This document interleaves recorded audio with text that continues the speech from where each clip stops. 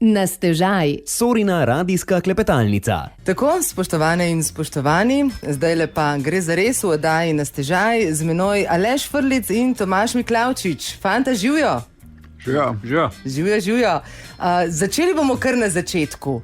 Mogoče, Aleš, prvi tekaški koraki. Ponavadi jih imamo tam v osnovni šoli, pa nas terajo, pa gor, pa dol, pa 16 krogov okrog igrišča. A se je takrat začela vnela kakšna tekaška ljubezen, na to pride kasneje z leti? Ja, v osnovni šoli sem atletiko treniral, ampak pol v srednji šoli se je to kar precej nehal. Pol pa se je šele leta 2019 sem prvič sploh tako, da sem šel teč na teh 4 mostov. Takrat se je pol začel. To je 7 let nazaj? Ja, 6. Ja, 6-7 let nazaj. Koliko tekov od takrat? Pa zakaj tek 4 mostov? Ker je domač verjetno. Pa kdaj si potem prešaltal na druge stezice, ne samo na asfaltne? Ja, v bistvu smo za ta tek 4 mostov se takrat približeval, pa smo s kolegi šli staviti, sploh lahko to razdaljo pretečemo, ne? In se je pol tek začeli staviti. Ja, pa je pa to šlo skozi, si pa rekel, če lahko 10, pa lahko tudi 21, ne? In sem se prijavil na Ljubljanski maraton. In sem tam 21 kot laufal. To še isto leto? Ja. Pol naslednji let sem se pa prijavil na 21, to je bil pa prvi trail in od takrat sem na trailih. Ti bolj ustrezajo te stezice, bolj gozdne poti? Ja, cesta je dolgočasna, pa ne vem, ni mi. Tomaž, kaj pa tvoja izkušnja? Nekaj let si mlajši, od naju z Alešem, bomo rekli.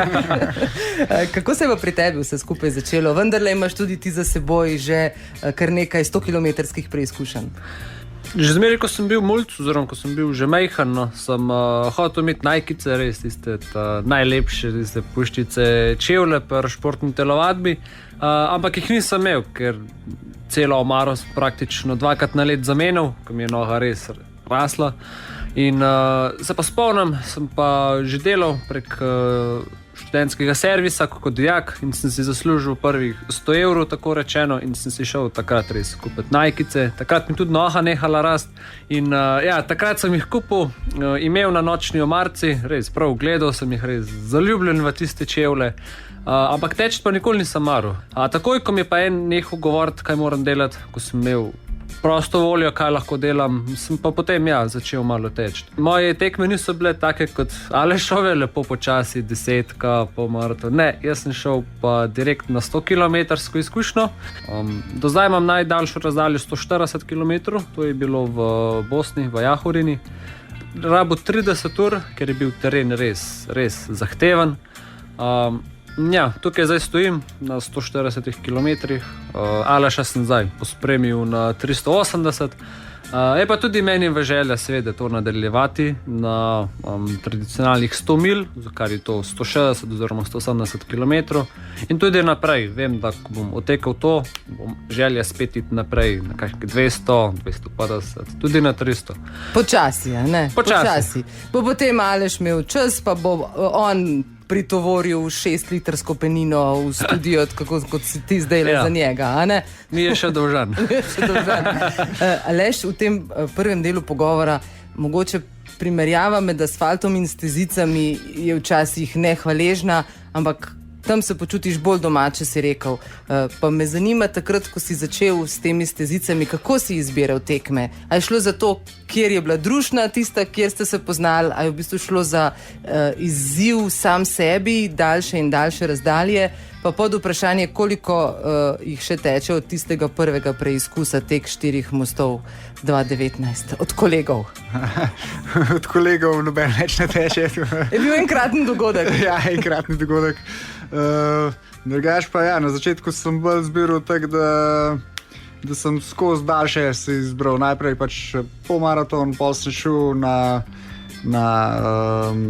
45 km, pol 50, pol 80, pol so bile pa že 100 počas. Iz 100 pa naravno greš na 100 mil, tako da to. Zdaj sem pa leto začel s 300 plus. Že v začetku leta, a ne? Ja, Si leto ja, začel ja, s 300. ja. Tako. In tudi o tem bomo še spregovorili, zdaj le pa prva izbrana skladba strani naših gostov in se vrnemo kmalu nazaj. Sorina radijska klepetalnica. Na stežaj. Takole, zdaj le smo spoznali začetke Aleša Frljica in tudi Tomaža Miklavčiča, ki jo gostimo danes v oddaji Na stežaj.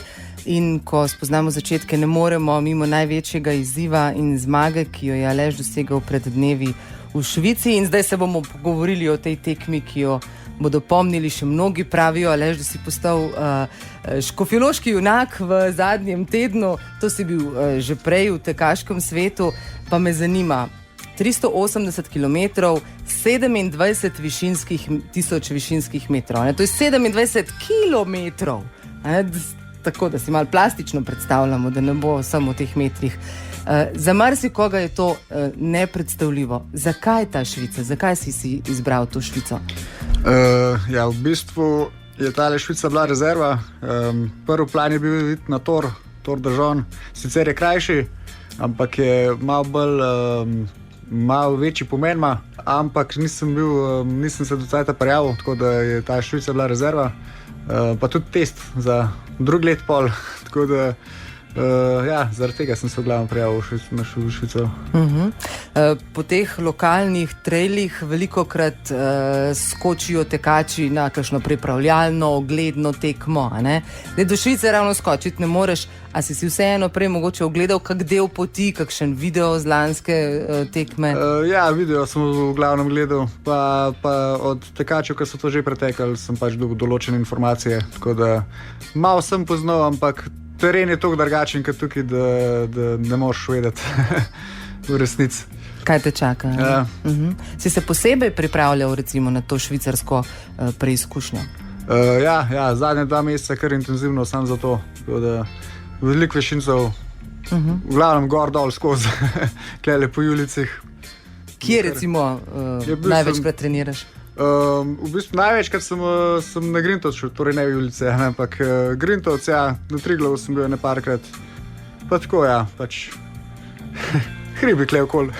Na Triglavu je malo gužva, tako da prav, a si šel do vrha, pol sploh? Sem šel, ja, ampak ja, res je, gužva je nilih najboljši. Kako pa veš, koliko bo tvoje telo preneslo? Zdaj v bistvu to je bila vendarle najdaljša razdalja, a ne v tvojem življenju. Ja, ne veš, ne veš. To sam greš in sploh ne smeš razmišljati kaj dosti o tem, koliko je dolgo, pa koliko je višincev, pa vsega tega. Pač greš in si nekako po delih razdeliš do naslednje postaje, koliko je, in razmišljaš bolj samo o tej naslednji postaji, ne o celotni tekmi. Ja. Korak po korak. Ja, v bistvu. ja. Par ur po tvoji zmagi, ko sva se slišala, me je zanimalo, koliko nohtov je ostalo celih na tvojih nogah. Prsti na nogah največkrat in noge trpijo, a ne, na takšnih ekstremnih preizkušnjah. Ne govoriva o rekreativnem teku vendarle. Pa si rekel, da imaš en žulj. Lepo te, prosim. A ne? Ja, Torej je bila izbira tekaške opreme res zelo dobra, je bila na tvoji strani. Ja, zdaj sem ene nove čevlje dobil iz Kajlasa in so, ja, noro dobri, res. Nobenih težav. Nisem jih niti enkrat zamenil med celo tekmo. Ves cajt ena isti par in je šlo dobro skozi, brez kakršnih koli težav. Na taki dolgi razdalji se vsak gram v nahrbtniku zelo pozna, ne? Ta izbira je bila zelo premišljena, tudi skupaj v bistvu v sodelovanju s Tomažem. Ja, pač moraš imeti določeno oprema, je obvezna in jo moraš imeti s sabo. Zaradi ekstremnih vremenskih razmer? Ja. Najbolj se pa da prišparati pri kakšni hrani. In sva se s Tomažem pač tek zmenila, da mi je on na postajah dodajal hrano, tako da sem jaz čim lažji prišel tja. In ja, ti grami se kar poznajo pol. Kako ste se dogovarjali recimo o podpori na tekmi? Tomaž, prej si pokazal en tak krasen seznam, a ne? Vse je bilo v bistvu, veliko je bilo dorečeno in nič ni šlo po planu, a ne? Vsaj ne prva noč, tako lahko rečemo. Drugače je šlo kar po planu, no.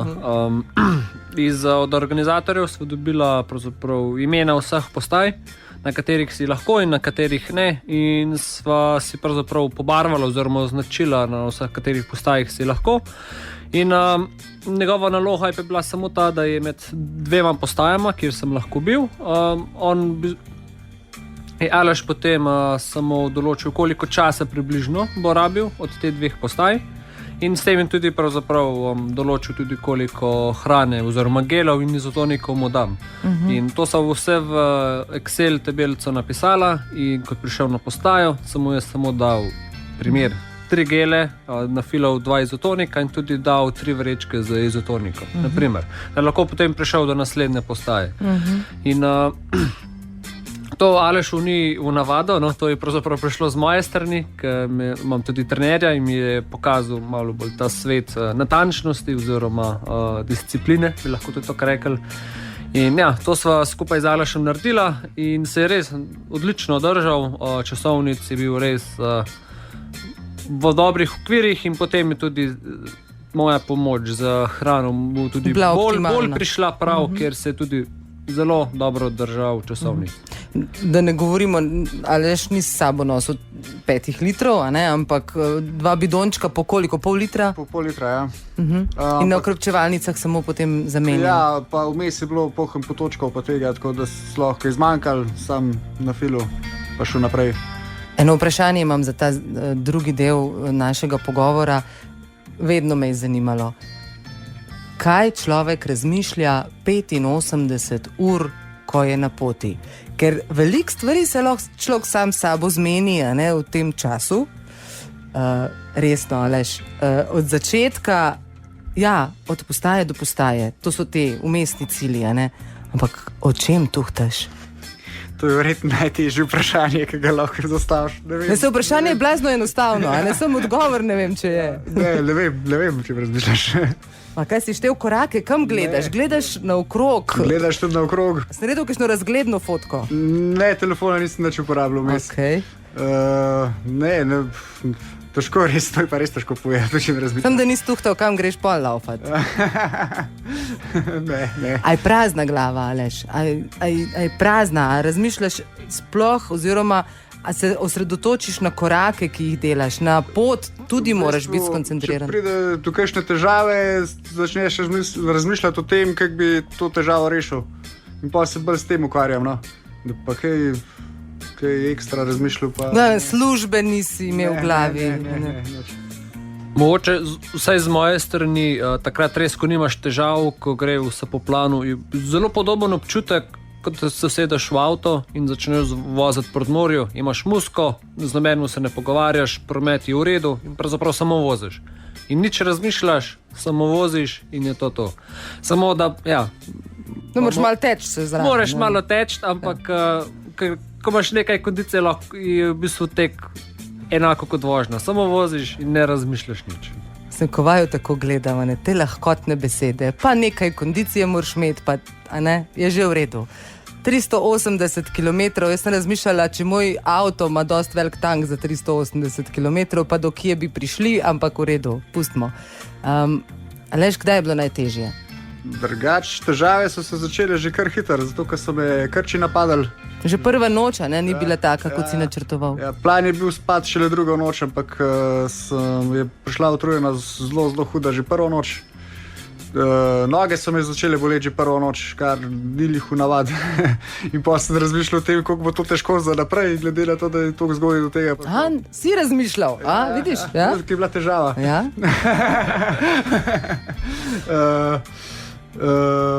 In ja, pa sem šel že prvo noč spat. In se je meni malo podarilo to, no. Ni bil lih plan tak, kar sem si ga jaz zamislil. Ampak spat, ne? Ja. Za koliko minut si šel spat? Ta prvo noč za 45 minut. Ja. In Tomaž je bil tvoja budilka? Ja. Tomaž, si jih dobil kaj okoli 6, mislim, da mene en zbudi po 45 minutah. To pa res lahko Aleša pohvalim, da je bil brez komplikacij ostal. Majčkano sem ga porukal, za sekundo, okej sem, ampak potem je hiter, shit. Koliko je ura, pejmo. Jaz laufam, se res, ampak ne, res brez problemov je ostal, nisem nič dobil po faci, tako da. Zaenkrat, vse to še šlakam. Zdaj pa še ena muzika po vajnem izboru, pa gremo potem na tretji del našega današnjega pogovora. In sicer bomo pokukali še na letošnjo tekaško sezono, kaj je že zanima in kaj ju še čaka. Na stežaj. Sorina radijska klepetalnica. V tretjem delu pogovora o oddaji Na stežaj na Radiu Sora še vedno z nami Aleš in Tomaž in po teh 380 kilometrih, zaradi katerih in prvega mesta imamo tukaj pred seboj en krasen pokal, pa še 6 litrov penine, to sem mogoče danes že omenila. Ne bomo danes uporabili, a je 6 litrov, a ne? Je 6 litrov, v redu je. Bo ostala cela, tako da brez skrbi za vse poslušalke in poslušalce, ne bo danes samo muzike, bomo še kaj povedali. To leto je kar pestro za Aleša Frljića in sicer začel si s 300, a ne, v Kataloniji, potem v bistvu si podaril rekord 100 na Podbrdu trailu, pa 3. mesto na Kriški, lani 6. na 120 na Julian Alps trailu, pa Vipava 3. mesto na 160 km. Ne bomo pozabili, tudi Tomaž je bil 3. v Podbrdu na 100, a ne Tomaž? Sva si delila stopničke, ja. Ste lepo, ja, stala skupaj gor. Ampak jaz bil ti bolj nasmejan, je rekel Frljić, je rekel, se letos grem še na 300, brez veze. Ja, tiste so bile moje pravzaprav prve stopničke. No, vidiš. Na slike najbolj vesel. Drž se, Aleša, bo.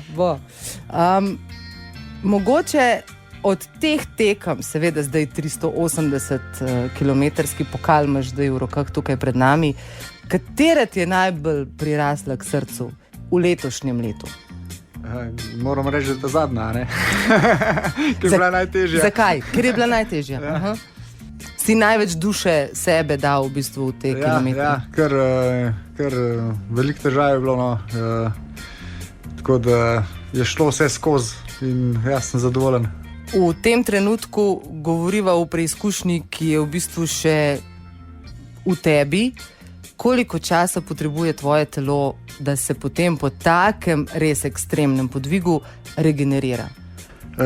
Tukaj je zanimivo. Recimo, ko sem v Kataloniji tekel marca, so mi noge zatekale še en teden potem. Zdaj je pa vse v redu, ker da ne bilo nič. Že naslednji dan mi lahko šel teči. Zanimivo. Ja. A ne s tem, da je 80 km razlike? Ja, v bistvu, ne vem, meni so noge bolele že ta prvi dan, pa ta drugi dan je bilo še slabi. Ta 3 dan me ni nič več bolel in je bilo takrat naprej vse v redu. Tako da zanimivo, ja. Mogoče so se možgani navličali sporočati, da je nekaj jedi. Error. Napaka. Koliko časa si boš pa sam vzel? Kdaj je spet na trening? Koliko dni mogoče? V soboto gremo na eno druženje tekaško, drugač bom pa, ne vem, kakšnih 14 dni nam kaj dost. Mogoče mečken za par minut uteč, to je pa to. Bolj na lahno. Tako, ja. Kakšna je pa sicer tvoja izkušnja recimo z organizacijo na tej zadnji tekmi v Švici, če jo primerjaš z drugimi? To je vendarle ekstremna preizkušnja in je v bistvu tudi na progi vsaka podrobnost zelo pomembna. Ja, glede na to, koliko je dolga trasa, je bila zelo, zelo dobro označena. No dobro, na enem delu je bilo malo slabih, tam ker sem falil, ampak drugače pa v glavnem zelo dobro označeno. Tako da, kar se tega tiče, je kar pohvale, ampak moram pa reči, da vseeno se mi pa zdi, da je v Sloveniji tako sama organizacija še zmeraj boljša, no. Tako, bolj domače se mi zdi vse skupaj, pa ja. Si imel pa kar nekaj privilegijev, ker si bil večino proge sam na prvem mestu, a ne, prvi si šel spat, lahko si izbiral, kjer v poslu boš, a ne? Ja. Proga ni bila uničena. Ja. To so kar dobre stvari. A ne? Na takile progi. Povej, Tomaž. Sem tudi potem v soboto sem šel teč zadnjih 30 km, malo za dušo in tiste stezice, ko gre 300, moče že res 500 ljudi skozi, ker so bile tudi druge tekme, potem organizirane, seveda bolj proti koncu in je res platno, res videlo se je, da je te potke videlo ogromno ljudi, ogromno nog in je imel res privilegij, da je bil prvi, da je imel pravzaprav nedotakljivo stezico, ker Meni je drselo, bilo je blatno, res neugodne razmere potem, kakih 3 dni za njemu. Si pa moral izboriti to privilegirano mesto. Pa ponekod sem se mogel malo prebijati čez džunglo, tako da tudi zadnji tega niso imeli. Rekel si, da si vmes zašel s poti? Za koliko časa? Za pol ure. In pa je za mano en tekel, me klical, je rekel, da sem na napačni poti, da hodim po 160 km trasi. Pa bi pa rekel, upam, da no tele pol ure zdaj kaj vplival na končni rezultat in pol na koncu izkazali, da te pol ure bi lahko bile problematične. Ampak vse nas zgodi. Tako da... Ko smo ti sledili na tekmi, se je res vmes izkazalo, da bo skoraj fotofiniš, jaz temu rečem, ker po 380 km, če imaš 20 minut razlike s sotekmovalcem, je to res katastrofalno malo, lahko rečemo, oziroma sta zelo izenačena. In si rekel takoj po prihodu v cilj, da je lahko na taki tekmi že 1 kilometer usoden. Ja, pač odpoješ in ne moreš več hoditi. Mislim, premikati se več ne moreš normalno in v 1 kilometru lahko zgubiš par ur. En korak je lahko usoden. Ja. Tako da nisem si mislil, da mogo po 300 km še pospešvati, ampak je bilo treba, pa šlo je, k sreči. Kaj pa navzdol? Noge vendarle izjemno trpijo potem po teh...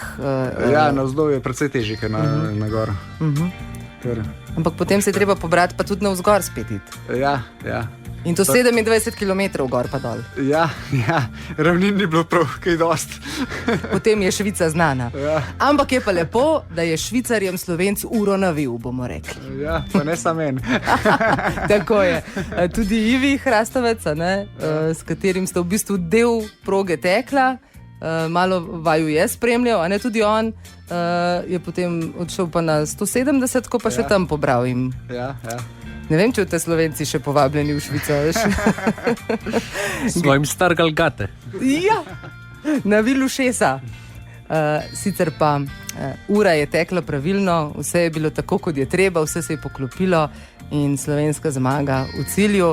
Kakšni pa so načrti za naprej, pa v zadnjem delu našega pogovora, takoj, ko se vrnemo nazaj. Sorina radijska klepetalnica Na stežaj. Tako, drage poslušalke in poslušalci, v še zadnjem delu današnje oddaje Na stežaj, lepo povabljeni k poslušanju, Aleš in Tomaž še vedno z nami. Zgodba Aleša Frljica in njegovega zadnjega podviga na 380-kilometrski preizkušnji v Švici še vedno odmeva in veseli smo, da si je vzel skupaj s Tomažem čas in prišel v naš radijski studio. Ampak vsaka zgodba se ne konča na cilju, prinese nova vprašanja o prihodnosti, o drugih novih podvigih. Aleš, mogoče preuranjeno, ampak zate dvomim. Kakšni so cilji za naprej? Zdajle letos je leto 2025 prineslo Katalonijo s 300 km, pa Švico s 380. Kam gledaš naprej? Glavni cilj naslednje sezone je Tor de Jon. Tam je 330 km tek okoli doline Oste. Tako da ta bo najbolj... Ta bo ta glavni cilj sezone. Pred to tekmo pa še par ogrevalnih, recimo. Ja, res, ogrevalnih. Alumpi teki pa to. Tak, ja. Temu rečemo krajše ultre. Ja. Kateri so te ogrevalni teki, Aleš? Ja, bomo videli še, no. Se še odločaš? Tako.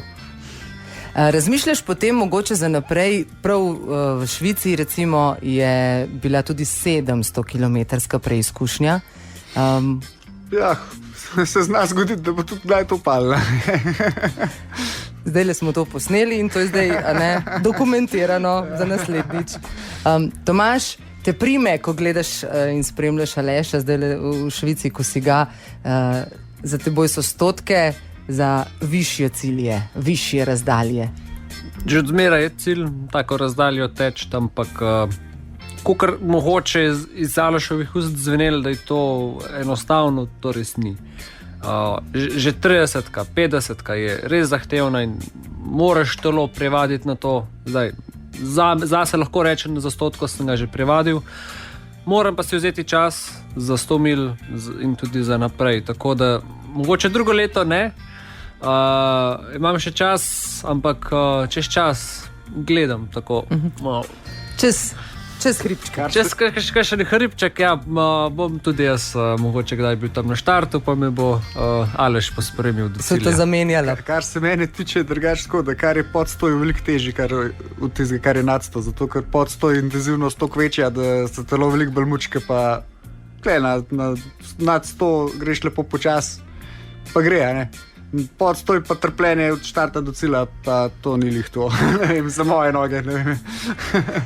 Aleš, pred 6 leti si začel na teku 4 mostov in zdaj po vseh teh preizkušnjah, ki smo jih danes le peščico našteli v našem pogovoru, lahko rečeš, da je to postal tvoj način življenja? Ja, tečem kar skoraj vsak dan. No. Enkrat na teden si vzamem pauzo, drugače pa kar vsak dan. Tako da brez tega si zdaj kar težko predstavljati. Sploh, če pride do kakšne poškodbe, kar ne veš, kaj bi počel. Pa so prišle v tem času? Letos ja, sem imel ene mečkene težave, sem za par dni prekinul, ampak k sreči ni bilo nič hujšega. No. Tako da je bilo kar v redu. Je šlo naprej, tako kot mora. Ja. Zato danes tukaj sedimo. Še za zaključek, vem, da je nehvaležno vprašanje, ampak vendarle mladi vedno znova z občudovanjem pogledujejo k tistim, ki ste v življenju res že nekaj ustvarili in tega vam res nihče ne more vzeti. Ne? In to 380-kilometrsko preizkušnjo, Aleš, to so zvezde, ki jih mogoče na 5-kilometrskih razdaljah gledamo, a ne pa 10-kilometrskih, za nekatere je že to zmaga. Ampak za tiste, ki si želijo te vztrajnosti, mogoče kakšen nasvet oziroma kako ti gledaš na to vztrajnost v tekaštvu. Ta banda tekaška, ne, ki drži tako lepo skupaj, se spodbuja, to smo videli tudi na sprejemu domačinov in prijateljev pri tebi, ki so te sprejeli po prihodu iz Švice, je res nekaj posebnega, to je v bistvu tekaško gibanje. Ampak kako pa kot posameznik bi mogoče svetoval nekomu, ki začenja oziroma si želi priti do te vztrajnosti? Zelo važno je, da si konstanten. Ne, da greš kampansko neki, da ne vem, en dan greš, pa pol en teden ne, pa en mesec ne, pa pol spet malo. Iz dneva dan, vsak dan, korak po korak. Si tako tudi ti? Ja, mislim, na začetku ne, zdaj pa zadnje 4 leta pa kar vsakodnevno. Pa treba si vzeti tudi cajt za počitek. No. Te Instagram objave, kam se pride brez temeljev vsakodnevne discipline, se ne dosegajo. Lahko se doseže, sam bo verjetno prišlo do poškodb. Tako da je boljš, da gradiš iz temeljev na gor in lepo počas pač prideš do vrha. Z vztrajnostjo. Tako. In disciplino. Tako. Brez tega ne gre. Tomaž, ti, ki si malo mlajši. Kako graditi vztrajnost? Dobro vprašanje, ampak ne vem, če bi kot še znal 100% odgovoriti, ampak definitivno pomaga, če veš, kaj hočeš. Če veš, kaj hočeš, kam želiš? Kaj želiš in če to veš, ta odgovor, potem lahko enostavno najdeš odgovore, kako priti do tja, kaj narediti, da prideš do tja, kaj delati in počasi seveda tudi tako, kot se kondicijo za tek gradi, se tudi pravzaprav disciplino gradi na podoben način. Ne pride čez noč, ne pride čez mesece, pride čez dolge teke, dolge pozimi, ko je mrzlo, poleti, ko je vroče, skozi mesece in najbolj pomembnejše skozi ljubezni do tega, kar delaš. Pa ko prideš v najina leta, a ne, Aleš?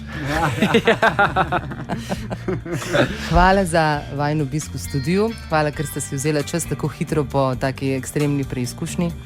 Veselimo se novih rezultatov, veselimo se navijanja na novih tekaških ultra preizkušnjah, tudi če bojo sam 100, sej bomo tudi takrat navijali. Hvala res še enkrat in se veselimo, da nam bosta sporočila, predvsem Aleš, žugam, a ne, ko spet odhajaš kam na kakšno takole, da se slišimo že prej, pa rečemo kakšno besedo, kakšen je plan, da ne bo potem. Pa da pridemo mogoče lahko na cilj navijati, da ne bo tako kot letos v Švici, ne boš osamljen tam na cilju. V redu, hvala. Zmenjeno. Zmenjeno. Bo njegov menedžer za socialno omrežje vas obveščal. No, lepo, hvala Tomaž. Aleš, hvala za obisk, Tomaž, hvala lepa tudi tebi, obema pa srečno na vseh tekaških podvigih. Hvala vam. Hvala.